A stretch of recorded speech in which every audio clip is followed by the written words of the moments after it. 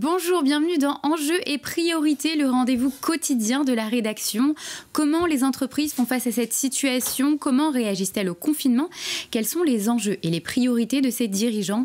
Nous avons souhaité leur donner la parole. Jean-Marc Sylvestre reçoit tout de suite Gilles Chauffrin, président d'Aliane, une méthode innovante de reprogrammation neuromotrice pour accélérer le retour à la motricité. Tout de suite, place à l'interview. Gilles Chauffrin, bonjour. Bonjour Jean. Vous étiez venu à la fin du premier confinement. C'est ça. Enfin, au moment où tout repartait. Vous êtes sur le marché de la santé. Tout à fait. Sur la rééducation. C'est ça. Très exactement. Je voudrais que vous nous expliquiez, que vous nous réexpliquiez exactement ce que vous faites, parce que c'est assez original. Oui, ce que l'on fait est assez original en ce sens que l'on travaille sur la commande motrice du geste dans le cerveau. C'est-à-dire qu'on est un complément à la rééducation du geste, qui est la médecine de rééducation aujourd'hui est très performante. Je me casse le poignet. Voilà. On sait très bien aujourd'hui réparer les os, les ligaments, les muscles, les articulations, les tendons. Et quand on a un traumatisme comme ça, le cerveau met en place des mécanismes de compensation, de protection. Donc il vient modifier son schéma moteur. Et dans d'autres cas qui sont par exemple les problèmes neurologiques, le programme moteur, on va dire, peut être lui-même détruit.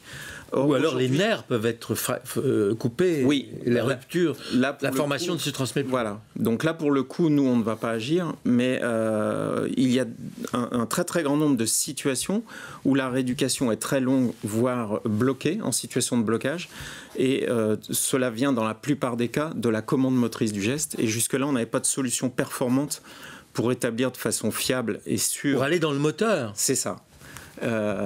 Donc on s'appuie sur les bases scientifiques des neurosciences pour développer une méthode de reprogrammation neuromotrice qui est non invasive et qui s'appuie sur les bases scientifiques de l'imagerie mentale et de la proprioception. Et on vient rétablir la commande motrice du geste pour aider les patients en difficulté. Donc on est le complément de la rééducation classique. Et ça donne des résultats assez effectivement bluffant chez ces patients. C'est-à-dire que vous intervenez, c'est quoi? C'est comme si vous introduisiez un nouveau programme informatique dans le cerveau? Oui, mais c'est pas invasif, c'est le patient qui le fait lui-même. Oui. On s'appuie sur des protocoles qui font appel à ce qu'on appelle l'imagerie mentale et on utilise une technologie qui est un générateur de sons de basse fréquence qui vient moduler l'activité cérébrale. Et tout ça permet de réactiver ou de réinstaller des schémas moteurs. Truc impossible, je fais du piano, je me casse des doigts, je ne peux plus commander mes doigts. C'est ça. Vous pouvez éventuellement intervenir là-dessus. C'est ça. Ouais.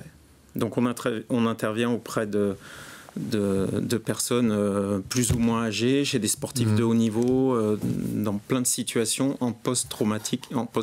Et ça, ça a été développé, développé dans vos laboratoires. C'est ça. C'est une innovation française, fabriquée en France et qui a un potentiel international important, puisqu'il n'y a pas d'équivalent à ce stade dans le monde. Oui.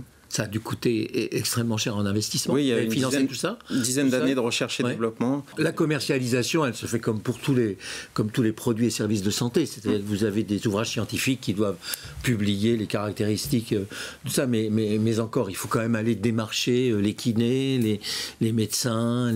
C'est ça. On s'adresse essentiellement aux kinésithérapeutes, aux médecins rééducateurs et aux ostéopathes. En gros, les professionnels du mouvement, qu'ils soient libéraux ou en centre de rééducation, et qui, eux, sont à la recherche d'amélioration de leur... Oui, mais ils sont à la recherche d'amélioration de leur propre métier, mais ils perdent aussi l'essentiel de leur métier, qui est de faire de la rééducation physique, puisque tout passe par le cerveau, non ?